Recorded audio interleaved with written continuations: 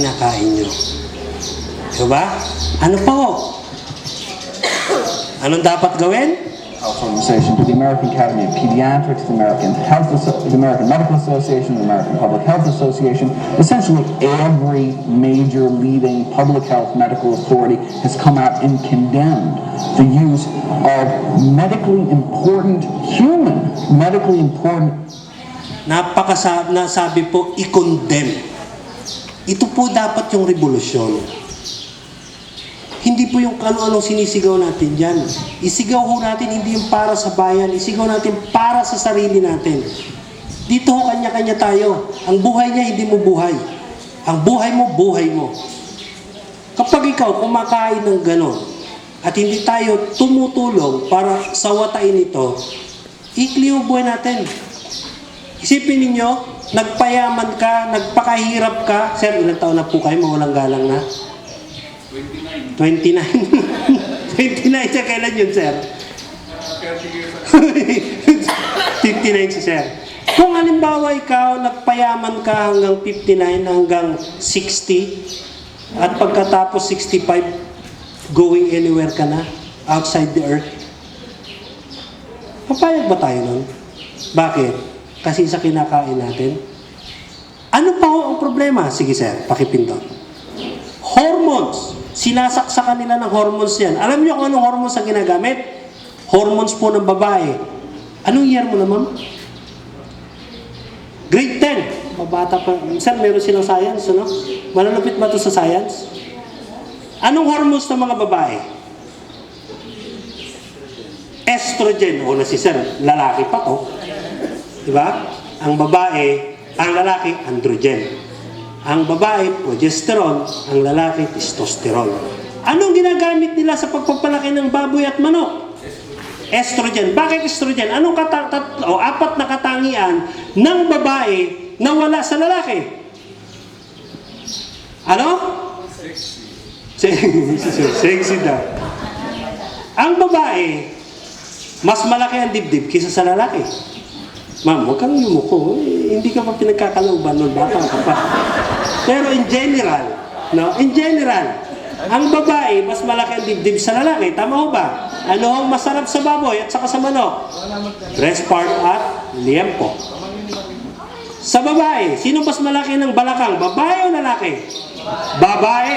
Bakit? Anong mas masarap sa baboy at saka sa manok? Thigh part at pigi. Sinong mas malambot ang muscle? Lalaki o babae? Babae. Ang hirap nguyain pagka matigas. Di ba? At itong tanong, sinong mas maraming balahibo? Lalaki o babae? Balahibo, hindi buhok ha. Iba yun. Balahibo, lalaki. Ang baboy at manok na binalahibo, ganso. Kaya nagpapakain sila ng hormones para hindi tubuan ng balahibo. Kasi ang balahibo ay protina. Imbis na ilabas sa balahibo, ilalabas nila sa laki. Ito tanong, paano nyo malalaman kung ang area ninyo ay rampant ang paggamit ng hormones? May indicator yan. Hindi nyo alam ang indicator? Bigyan ko kayo ng tip. Kung ang inyong bayan ay marami ng hormones, pag dumarami po ang mga bading. Ang mga bading po, hindi po yan pinanganak na bading. Bakit po? Tandaan ninyo, hindi sila nanganganak. At hindi rin madalang sa kanila ang gumagawa ng anak. Wala namang ginawa ang Diyos na bading niya eh. Lalaki at babae lang ginawa niya. Di ba? Saan sila nanggaling? Sa lupa, tumubo. Hindi naman. Hindi naman sila nanganganak pero dumadami. Di ba? Minsan, ano ba ako? Ganun yan. Ay, alam ko na. Isa akong babae sa katawan ng lalaki. Pero anong mali doon? Para po sa akin, hindi po ako nanunaya. Marami akong kaibigang bading at tomboy. Yan po ay sakit. Di ba? Iba ho yan. Deficiency po yan. Kung lalaki ka, deficient ka dun sa testosterone. Mas mataas yung androgen mo. Ay, yung estrogen mo. Di ba? O, pagka ganun naman sa lalaki, o sa tomboy. Sakit po yun eh. Deficiency. Di ba? Aaminin ba? Yes, sir. Paano sir yung nangyayari? Bakit ano? Bakit? Papaliwanag po mamaya. Pukan ka, sir. Yan. Halimbawa, yung tilapia. Sinong nakain ng tilapia? Yung gusto yung malalaki. Ay,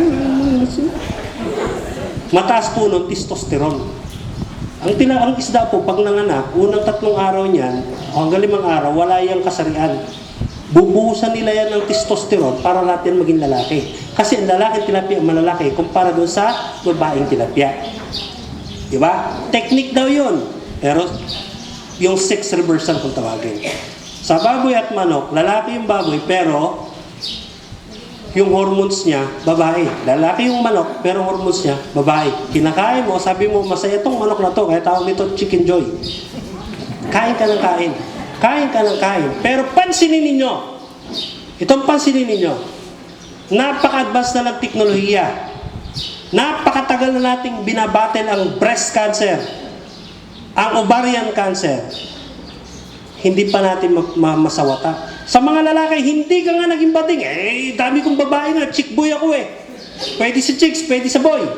Hindi, chick boy ako, dami kong girlfriend oh. Hindi ako bakla, pero mahilig ako sa manok at baboy. Kumusta ang prostate mo?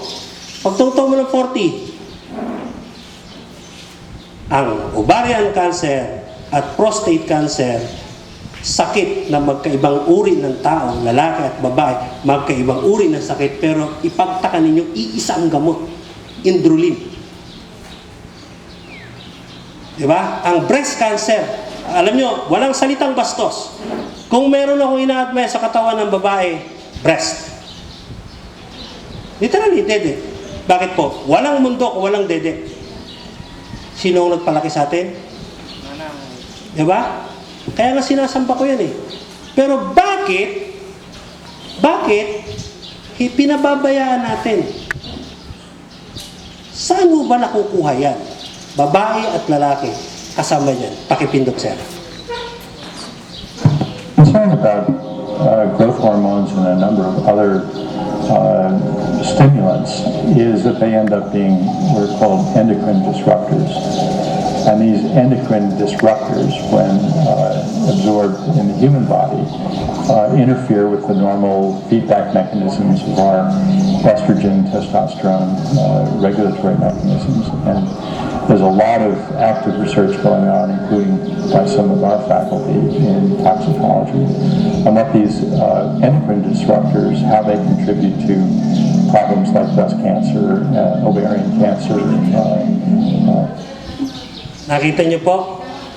Breast cancer, ovarian cancer, prostate cancer. Ito po ay ordinaryong sakit na lang ngayon, parang sipon. Pagka breast cancer ka, okay lang. Hindi po ako doktor, pero marami akong pasyente. Alternative medicine po, pero iba po yung ginagawa ko alternative medicine, hindi katulad nung iba. Ayokong banggitin yung mga healing galing, mga alternative, yung mga doktor alternatibo, na pag nagpunta kayo doon sa kanila, tuturuan kayo, saka kayo bibilhan ng gamot. Hindi po pagtulong yun. Ang akin po, mag-uusap tayo, wala akong ibebenta sa'yo. Ikaw mismo ang mag-aalaga. Ikaw mismo ang gagawa ng gamot mo sarili. Tuturuan lang kita. Kanina po, binanggit ko sa inyo, graduate po ako ng IT. System analyst po ako. Sabi ng tatay ko, nakahiga ka na doon sa aircon, para kang gago, sabi sa akin, pupunta ka doon sa bukid, napakainit, tingnan mong kutis mo. Tatay, kahawig mo si Derek daw. Yung artista, sabi ko, oo, sino ba yung Derek na yun? Ha? Oo, hawig ko daw yun eh. Derek Paulate. Di ba? Sabi ng tatay ko, pero bakit ka pumunta dyan? Ito po yung kwento. Nanay ko po namatay. Nung namatay po ang nanay ko, umiyak po ako noon, nalubog pa nga ilong ko noon, yung sipon sa iyak. Napakabait po ng nanay ko. Mabait na tao, mapagmahal na nanay. Nung namatay po siya, pinag-aralan ko po yung kanyang kamatayan, cancer. Nung namatay po siya at napag-aralan ko, hinanap ko sino pumatay sa kanya. Kilala niyo ako sino? Farmer. Instead na magalit ako sa farmer, instead na magalit ako sa farming, pumunta ako sa farming. Pinag-aralan ko ano ang problema ng farming sa Pilipinas. Bakit? Dahil sa farming namatay ang nanay ko. Dahil sa farmer namatay ang nanay ko. Mali yung farming natin. Hindi ko po kayang baguhin. Kahit magsisigaw po ako doon sa kalsada, pumunta ako ng Malacanang, sa harapan ng Malacanang, magpakamatay ako, hindi mababago yan. Di ba, isa lang si Dr. Jose Rizal. Ginawa ko po itong advokasya na to para kahit paano may mabago. May mga taong, kaulad ni Oscar Schindler, kahit konti, meron siyang may salba. Kayo po nakapakinig. Hindi ko po kayo tinatakot, totoo yan. Hindi po ako nagsalita, sila. Pinagsama-sama ko lang para sabihin ninyo na hindi ako nagsisinungaling. At hindi ako nagpunta rito para magmagaling lang. May mga reference po. Ano po yung lagi kong ini-encourage? Malamang dito marami nakikita naka-volunteer na damit. Pero, volunteer lang. Alam mo ba natin yung volunteerism? Hindi po natatapos yung pag-aaral. Sabi nga ni Mahatma Gandhi na, di ba? Live as if you were die tomorrow and learn as if you will live forever. Di ba? Ito po yung volunteerism, sir, pakipindot to. Restore humanity. Paano po yun? Huwag niyong simulan sa iba. Simulan natin sa sarili natin, sir.